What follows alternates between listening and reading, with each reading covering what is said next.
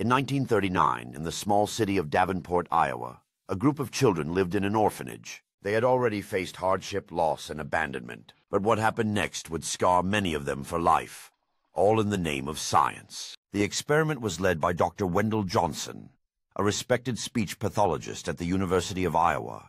He wanted to understand what caused stuttering, whether it was something people were born with or something they learned.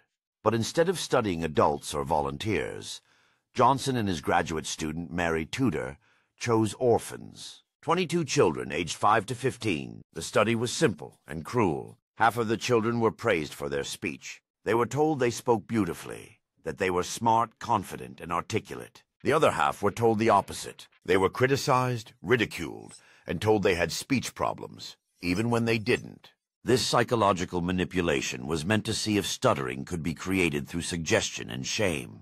Over the course of several months, the researchers met with the children again and again, reinforcing their messages. And it worked. Some of the children who were told they stuttered began to show signs of speech anxiety. They became withdrawn, fearful, hesitant to speak. They avoided talking to strangers. Their self-esteem collapsed. For them, the experiment never ended. The researchers called it a success, proof that stuttering could, in part, be learned through negative feedback. But the orphans paid the price. No one had asked for their consent. No one had explained what was happening. They were treated as test subjects, not as children.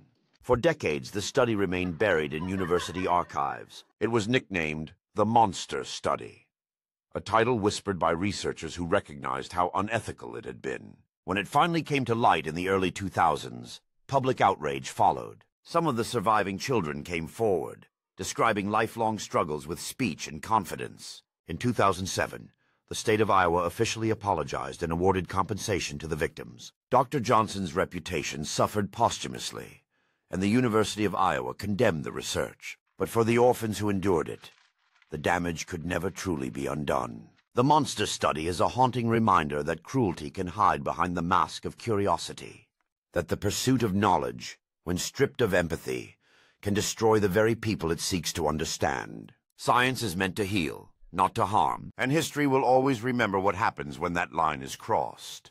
If this story moved you, like, comment, share, and follow at Looking Back in Time for more cinematic history told in 3 minutes.